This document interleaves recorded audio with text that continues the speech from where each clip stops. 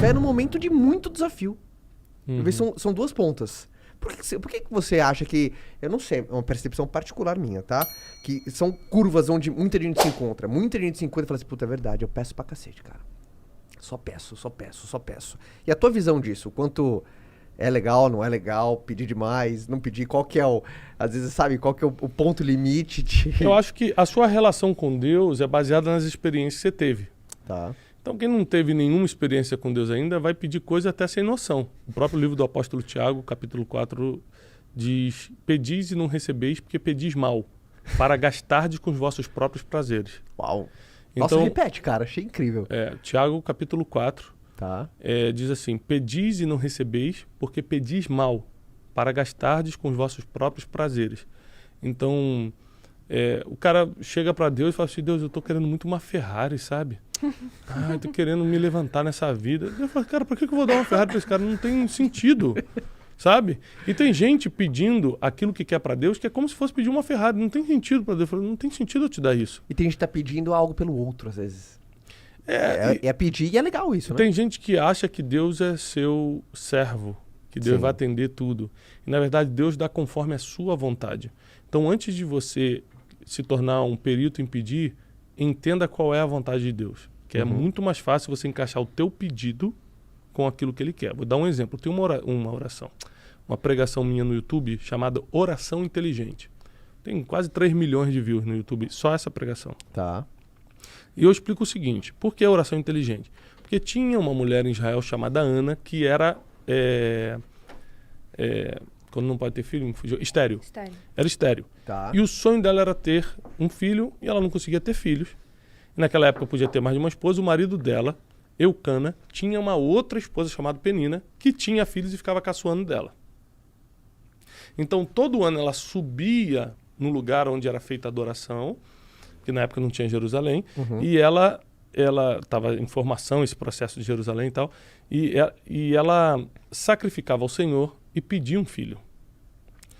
E a Bíblia diz que Deus, vendo que ela estava sendo caçoada por outra, Deus intervém a favor dela. Porque a Bíblia diz assim que quando o teu inimigo cair, não ria dele.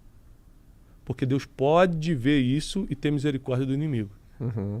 Então, assim, cara, a Bíblia é muito perfeita. O negócio foi escrito 1000 anos antes, encaixa com o que está acontecendo aqui. É um negócio assim, cara, muito perfeito. Meio aquela coisa que um cara caiu, nunca torça contra alguém, né? Exatamente. Não, segue tua vida, deixa a justiça de Deus cuidar. Da mesma forma, não procura a justiça própria. A Bíblia diz que nós temos um advogado, Jesus Cristo, é Ele que resolve. E eu creio nisso e estou de pé até hoje, 40 anos de idade, estou seguindo. Tá. Então, ela pede e Deus apressa o pedido dela primeiro porque ela estava debaixo de perseguição. Toda vez que você está debaixo de uma perseguição, de uma calúnia, de alguém querendo competir com você, sendo injusto com você, Deus sempre fica do lado mais fraco. Deus sempre fica do lado do órfão e da viúva. Está na Bíblia, está escrito, não é o que eu acho, não. Então, nunca oprima o mais fraco, que geralmente Deus toma um partido do mais fraco. Segunda coisa que a gente aprende aqui é que ela começa a pedir um filho a Deus, começa a pedir um filho a Deus, começa a pedir um filho a Deus e Deus nunca dá. Mas tem uma época que o povo de Israel começa a pedir um profeta. Nós precisamos de um profeta, nós precisamos de um profeta. Ele fala, caramba, eu preciso fazer nascer um profeta. Deixa eu ver quem está na fila dos pedidos de filho. Então ela queria um filho, Deus queria um profeta. E aí em um dos anos ela faz uma oração. Ela fala assim, ela alinhou a oração dela. Se tu me deres um filho, eu te devolvo o mesmo filho como um profeta. Ele falou, tá fechado, pronto. Deus dá o filho para ela no mesmo ano.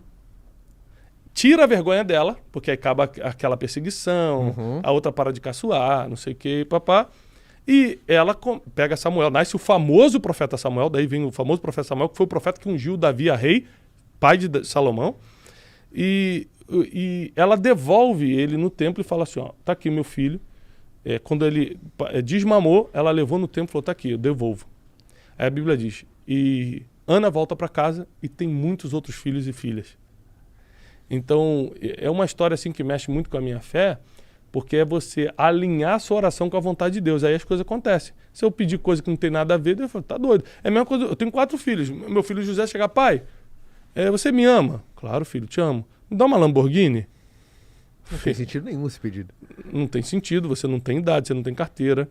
A gente não tem dinheiro para isso. Eu vou pedir pro tio Caio, quem sabe ele transfere. O tio Caio faz um pix pra gente. Mas isso é uma coisa que eu sempre falo, né? É o quanto a gente julga as coisas. Ah, tá dando errado, mas tá dando errado porque dentro do seu julgamento você acha que tá dando errado. Uhum. É só o modo de ver, é a sua interpretação. É o seu modo de ver. E lá na frente, em algum momento, isso vai fazer sentido do porquê que tá dando errado, mas na verdade tá dando certo.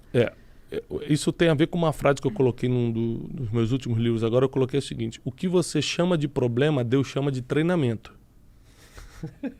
Então para você é um problema. Espetacular. Exato. Entendeu? Você tá vendo como problema. Deus que tá lá de cima, já viu a linha do tempo toda, viu a timeline, já viu. Ele falou: isso aqui é um treinamento necessário para você entender isso aqui na frente.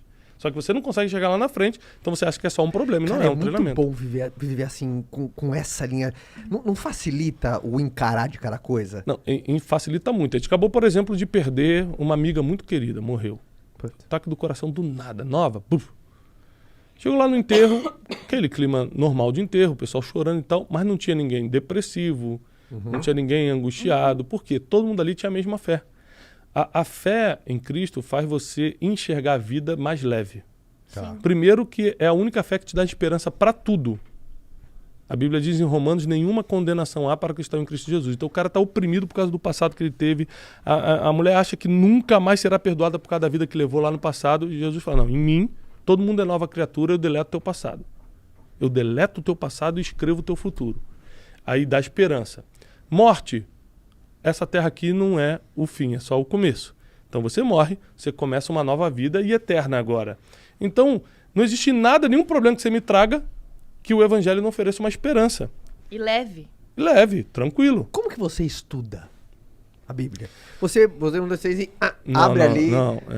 Eu depende. Se eu preciso ser intencional numa mensagem, geralmente eu prego uma vez por semana para YouTube. Tá. Né? Eu sou intencional. Eu penso num tema. Tá. Tipo assim, essa semana eu quero falar sobre o medo. Geralmente baseado no feedback que as pessoas estão dando nas redes Ou sociais. você levanta, gente, o que vocês estão precisando? Exatamente. Ou baseado em algo que é um termo crentez, né? Mas baseado no que Deus me falou. O que isso quer dizer? Feeling. No feeling. Tá. Exatamente. Explicando de uma forma técnica, prática, é feeling. Uhum. O que Deus me falou? Cara, eu senti que medo é um problema que está açoitando a alma das pessoas. Eu quero trabalhar isso. Aí eu vou na Bíblia e começo a procurar todas as passagens que falam sobre medo e monto o que a gente chama de sermão. Um início, meio e fim da base bíblica sobre o medo. E como que você acha? Aí você tem que conhecer a Bíblia, né? Você tem que conhecer a Bíblia. Isso, né, você tem que conhecer a Bíblia. Agora, para quem não conhece, hoje a gente tem uma facilidade na tecnologia que são as Bíblias online. Sim. Você entra numa Bíblia online de aplicativo, digita medo, vai aparecer todos os versículos. Meu maior desafio, eu estudei em colégio religioso até os meus 14 anos de idade. Eu tinha aula de religião, eu lia a Bíblia 2 horas por dia. O meu maior desafio, principalmente quando você é, enfim, quando você é novo e você, muito mais, o que você falou, às vezes você aprende pelo olhar de um terceiro, não é o teu olhar e a tua sensibilidade, é o que você falou, a sua água não fica tão limpa assim, mas eu sempre questionei porque não existia um plano cronológico. Você me perguntou isso, né? Por que não existe essa cronologia? Existe, né? Começa em Gênesis, termina em Apocalipse, mas não tem um sentido lógico como um livro, capítulo 1, capítulo 2, capítulo 3. Não, e não necessariamente a Bíblia, do jeito que está posta ali, não é uma ordem cronológica de verdade. Sim. Né? Então tem livros que aparecem primeiro, mas foram escritos depois em ordem cronológica.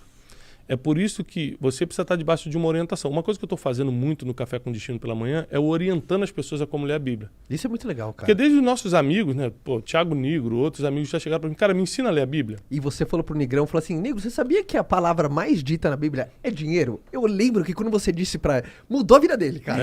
Ele falou, não acredito. Não acredito que dinheiro é a palavra mais ele falou, não quero saber o negócio da Bíblia, não, e tal. Eu falei, cara, você sabia que a palavra mais citada na Bíblia dele? Ele falou, mentira. Eu falei, vou te dar uma Bíblia. Dei uma Bíblia pra ele e começou. E um dos desafios do Negro mais legal, que ele fala, que um dos mais gostou também, foi do Salomão, né? Que ele fez o desafio do Salomão. Exatamente.